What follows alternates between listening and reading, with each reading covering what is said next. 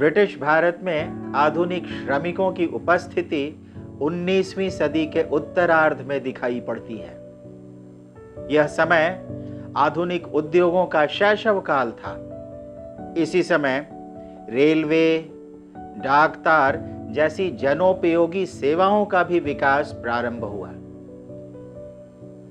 1890 के दशक तक बंबई के कपास कारखानों एवं कलकत्ता के जूट मिलों में श्रमिकों की संख्या काफी बढ़ गई थी। पर इन मिलों, कारखानों में श्रमिक जिस स्थिति में रहते एवं कार्य करते थे वह बड़ी भयावह थी।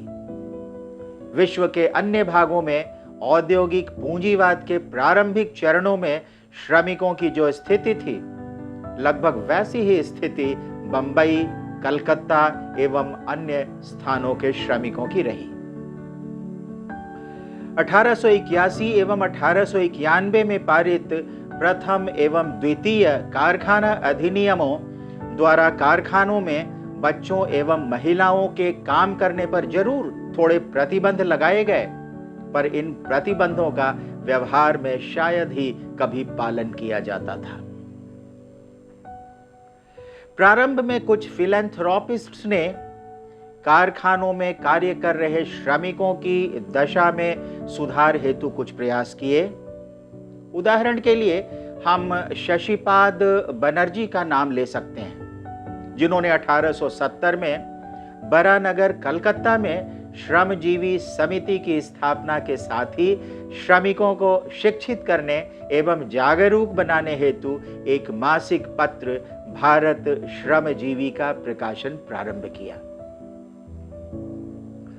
श्रमिकों की स्थिति में सुधार हेतु बनर्जी के योगदान का उल्लेख करते हुए सुमित सरकार कहते हैं कि उनके प्रयास परोपकार के दायरे से बाहर नहीं जाते हैं। पर दूसरी ओर दीपेश चक्रवर्ती का तर्क है कि बनर्जी के प्रयासों का उद्देश्य भद्रलोक मूल्यों से प्रभावित एक आदर्श श्रमिक वर्ग का निर्माण था। ऐसे ही एक फिलैंथ्रोपिस्ट नारायण मेघाजी लोखंडे, NM लोखंडे थे, जिन्होंने 1880 में बंबई में दीन बंधु नामक एक आंग्ल मराठी साप्ताहिक एवं 1890 में बॉम्बे मिल हैंड्स एसोसिएशन नामक मजदूरों का एक संगठन स्थापित किया। कुछ विद्वानों ने लोखंडे को भारत में ट्रेड यूनियन मूवमेंट का जनक माना है। यहां मैं द्वारकानाथ दास का भी उल्लेख करना चाहूंगा, जिन्होंने 1880 के दशक में आसाम के चाय बागानों में मजदूरों की दशा में सुधार हेतु कुछ महत्वपूर्ण प्रयास किए। स्वदेशी आंदोलन के वर्ष श्रमिक आंदोलन की दृष्टि से बड़े महत्वपूर्ण साबित हुए। इस दौरान अश्विनी कुमार बनर्जी, प्रभात कुमार राय चौधरी, प्रेमतोष बोस एवं अपूर्व कुमार घोष एवं तूतीकोरिन तमिलनाडु में सुब्रमण्य शिव श्रमिकों के प्रमुख नेता के रूप में उभरे। 1905 में बंगाल में प्रिंटर्स यूनियन का गठन हुआ, जिसे कुछ लोगों ने भारत का प्रथम श्रम संगठन माना है। अधिकांश विद्वानों का मत है कि भारत में ट्रेड यूनियन मूवमेंट का वास्तविक प्रारंभ 1918 में मद्रास लेबर यूनियन की स्थापना के साथ हुआ। BP वाडिया इसके संस्थापक अध्यक्ष थे। इसे भारत का पहला संगठित ट्रेड यूनियन माना जाता है, जिसके पास श्रमिकों की एक नियमित सदस्यता सूची थी। 1920 का वर्ष श्रमिक आंदोलन के इतिहास में एक लैंडमार्क है।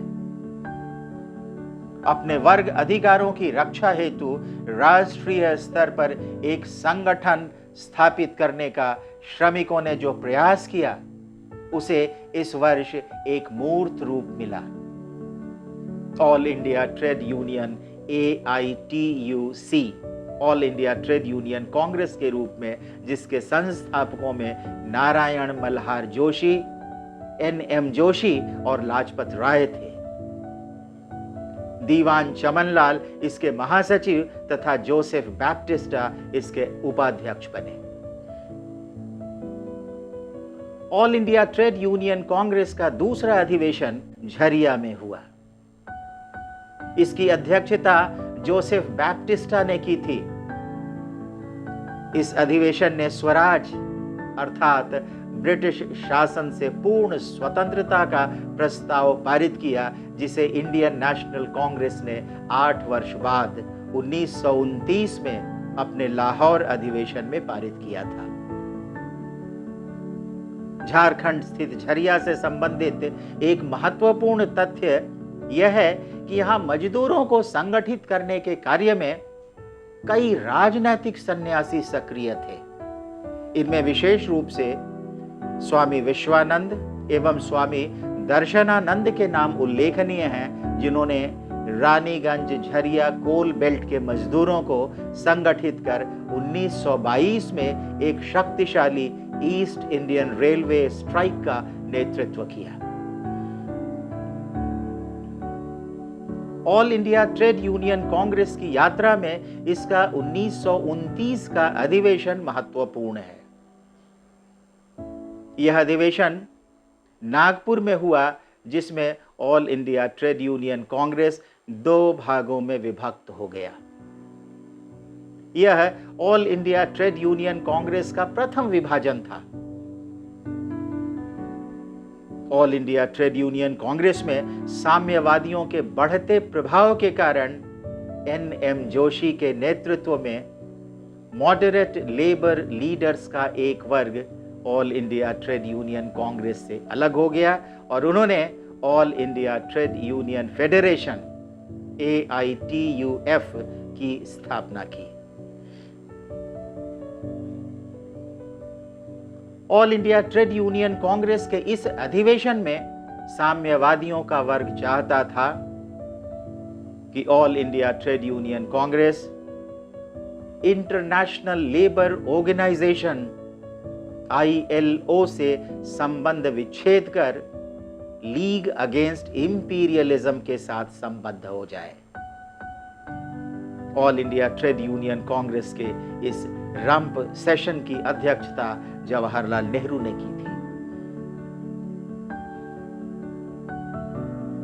1931 में All India Trade Union Congress में दूसरा विभाजन हुआ। यह विभाजन इसके कलकत्ता अधिवेशन में हुआ। इसकी अध्यक्षता RS रुईकर ने की थी। All India Trade Union Congress के इस अधिवेशन में साम्यवादियों ने गांधी एवं राष्ट्रवादियों की तीखी आलोचना की और all India Trade Union Congress से अलग हो गए।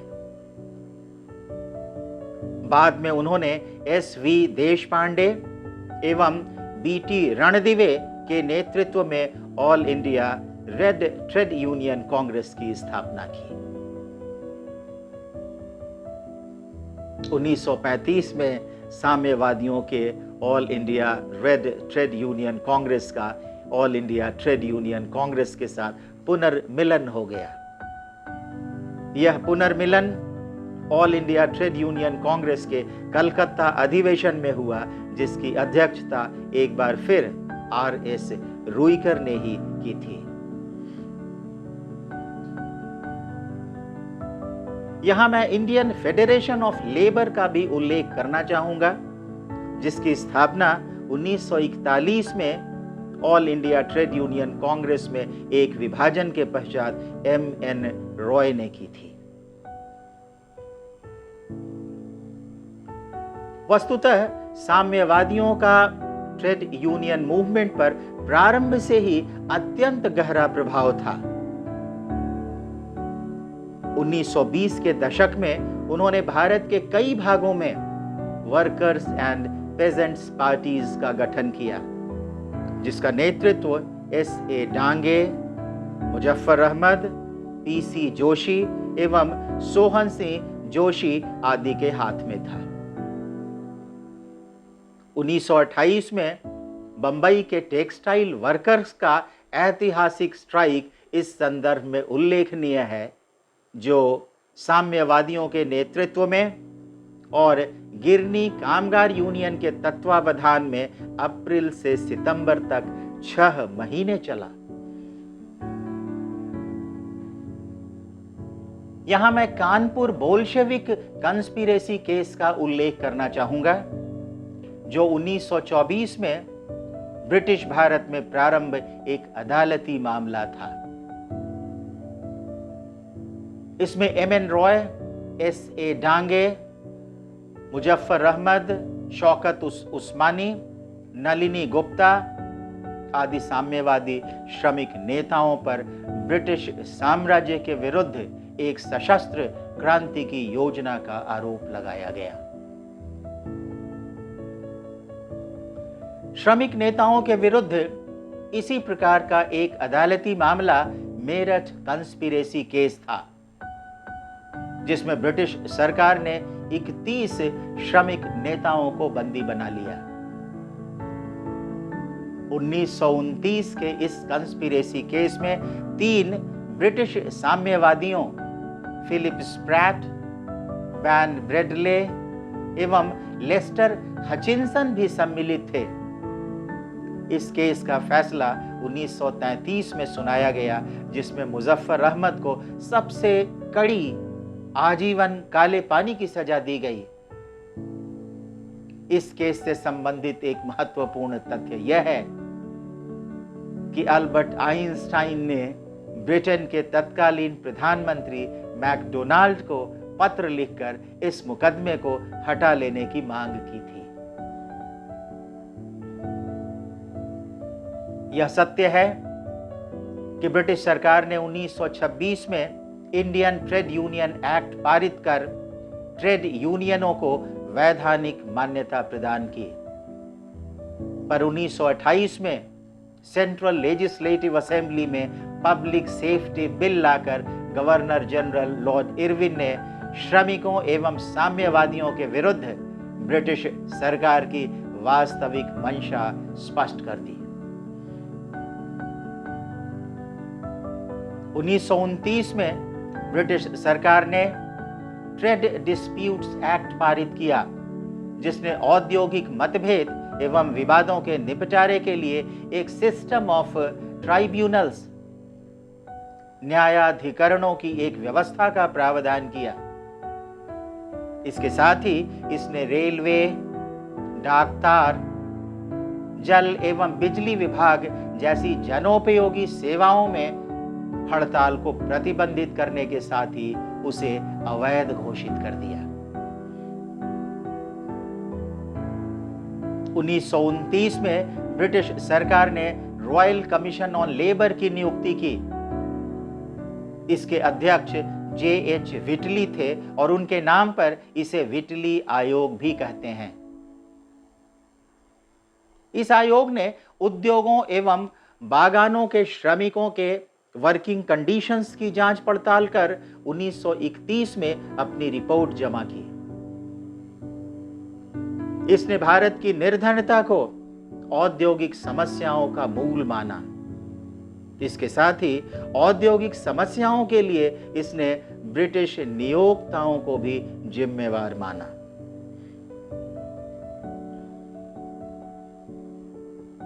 ब्रिटिश भारत के अंतिम वर्षों में श्रमिक हड़तालों में तीव्र बढ़ोतरी हुई। इनमें डाक एवं तार विभाग के कर्मचारियों की राष्ट्रव्यापी हड़ताल सर्वाधिक महत्वपूर्ण थी। द्वितीय विश्व युद्ध के बाद की सामाजिक एवं आर्थिक समस्याओं, खाद्य पदार्थ एवं अन्य जरूरी वस्तुओं की कमी, महंगाई, श्रमिकों की मजदूरी में गिरावट, सबने मिलकर एक ऐसी परिस्थिति उत्पन्न कर दी कि श्रमिक वर्ग के सब्र का बांध टूट गया और उसकी सहनशीलता ने उसे जवाब देकर उसे हड़ताल के लिए मजबूर कर दिया। Thank you very much.